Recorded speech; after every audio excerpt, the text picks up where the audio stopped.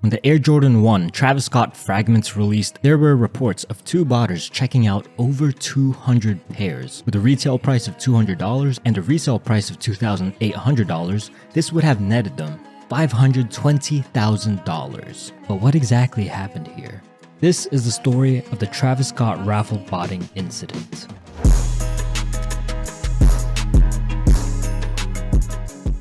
Welcome to the second episode of Reseller Stories, where we talk about some of the crazy things that happened behind the scenes in the sneaker botting and reselling community. Travis Scott Nike collaborations are among some of the most hyped sneakers to ever release. When it comes to sneaker collaborations, the person or the company that Nike collaborates with will typically go out of their way to make these releases as fair as possible, sometimes through creative anti-bot solutions to ensure one person wouldn't be able to buy the majority of the stock. When the Travis Scott Mocha Jordan 1s first came out, this sneaker was botted like crazy. So Travis Scott's team decided to eventually release all of their sneakers via Raffle instead. So let's talk about sneaker raffles. How do they work? Typically, you fill out your shoe size and some basic information, and when you submit your entry, your name goes in a hat, and when they pick out the winners, you pray to the sneaker gods that you're selected. Simple, right? So what's the problem here? The biggest issue with raffles is the lack of transparency. There are several important questions that need to be answered. Number one, what exactly do you have to do to win? Do you have to be a previous customer? Do you have to spend a certain amount of money on the store? Number two, is the winner selection process truly random? Number three, do only friends and family get selected? Number four, how many winners will be selected? The last question is the most important one out of all of them. Because I've been part of a few raffle botting discords where they can almost 100% confirm that there's a select number of sneaker stores that put up raffles routinely but never actually select any winners. Ultimately, a sneaker raffle is the best way to backdoor inventory. For anyone unfamiliar with the term, backdooring is when stores sell inventory to their employees, friends and families, resellers for a premium, or directly to third-party marketplaces. The more a store backdoors, then the less inventory that they will have left available for the general public. Meaning people like you and I will have exactly a 0% chance of copying for some of these raffles. Why do you think Marcus Jordan did a raffle for the Trophy Room Jordan 1s? It's so that no one will know how much stock was actually left over after all of that backdooring took place. In July 2021, the Jordan 1 Travis Scott Fragments were dropping. As per usual, these were raffled off on Travis Scott's website.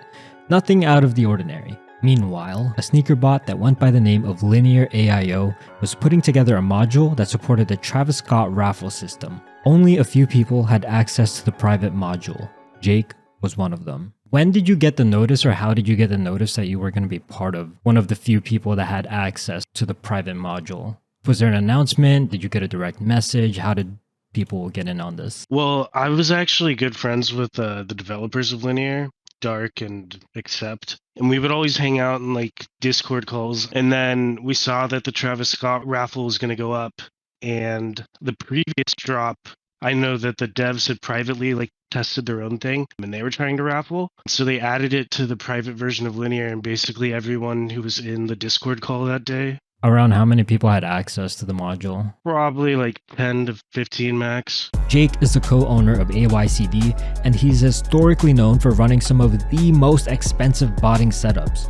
During the days when each bot costed thousands of dollars, Jake would have 15 to 20 copies of each bot, running all of them at the same time, which often made his checkout numbers impossibly high, copying triple-digit pairs for almost every release. But when it came to super limited collaborations such as Off-Whites and Travis Scott's, etc., it's generally unrealistic to expect botters, even of Jake's caliber, to be able to cop with any consistency just because of the different release procedures and the overall low stock of the shoe. With the new private Linear module, how many pairs will Jake get? Fast forward a few hours and I see the success post from Jake. He just hit the freaking jackpot.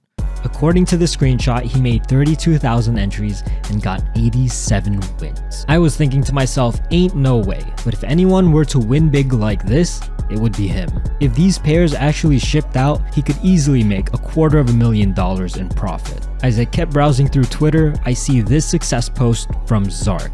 Okay, so clearly the Linear team has it figured out, and these success posts blew up. Over and Under made an Instagram post about these results, and then the sneaker publication House of Heat released a tweet and an article citing the Instagram post, and this became a huge thing.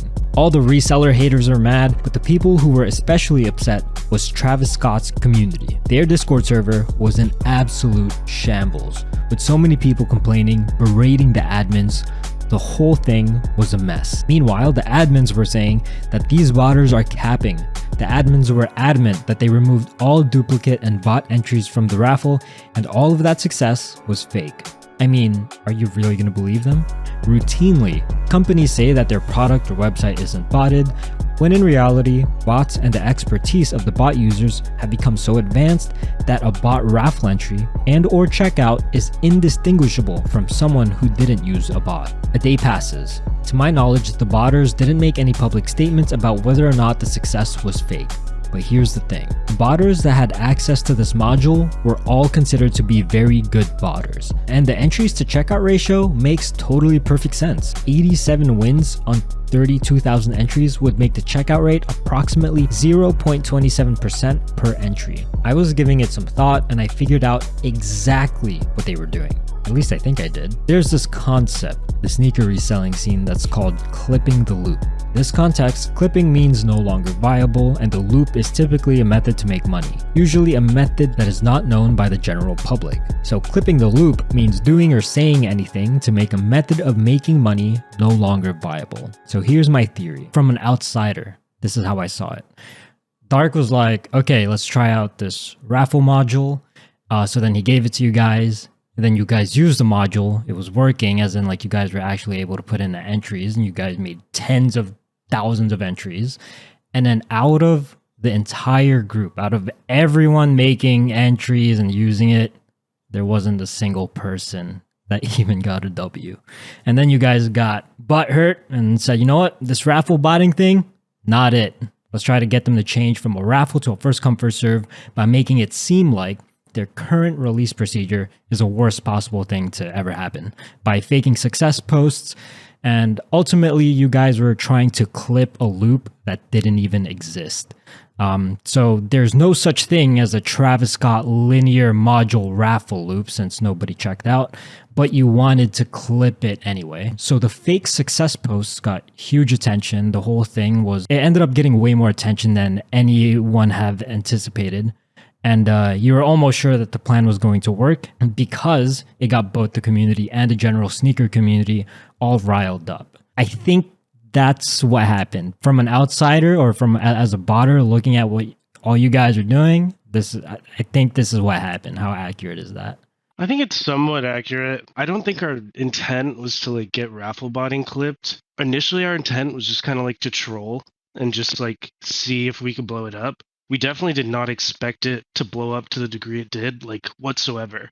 I started getting a lot of replies from people who don't bot, and like basically when it started to go viral, a ton of them were all like viciously like going at me and everyone else like, you guys are why the sneaker game sucks, this and that. At the end of the day, even if we had hit all those pairs, there's still probably 1 million plus people who want that shoe, probably even more than that. And there's probably less than 10,000 pairs. So even if I had or had not hit all those pairs, there's not a chance that everyone was going to hit one. So I kind of wanted to make that clear when I was getting attacked and bombarded, because I mean, I didn't expect it to go viral like that. Or I just expected to like troll like the inner community of sneaker Twitter and like get some interactions that way. But when it went crazy, it was like, whoa. Who came up with the idea to troll with the success posts? I think it was either Zark or it was me. I know it definitely wasn't the developers of Linear, because they were working really well on Nike at the time and they didn't want Nike to basically know about them at all. Yeah. So it definitely wasn't them, but it was either Zark or I. Okay, so to get one thing clear, there were actually over 50,000 entries that were made, right? Yeah. So all the entries were real. Yeah, and they were all done with a catch-all email. Like, honestly, I didn't expect much going into it. It was basically just like, hey, if they don't filter, then fuck it, I'll have a bunch of entries in. Maybe I'll hit. Got it. So you didn't optimize the entries at all. You're just like, Yeah, here, let me just put all these entries in there and see what happens. Yep. Basically just praying and hoping it works. I don't really raffle bot often, so I don't even know what optimizing is for raffle botters. They're in a whole different league. So, what is the end result of all of this commotion, all of this drama, all of this trolling? In the grand scheme of things, nothing. Travis Scott's release team stood their ground and made no changes to their release procedure. It's still the same raffles up to this point.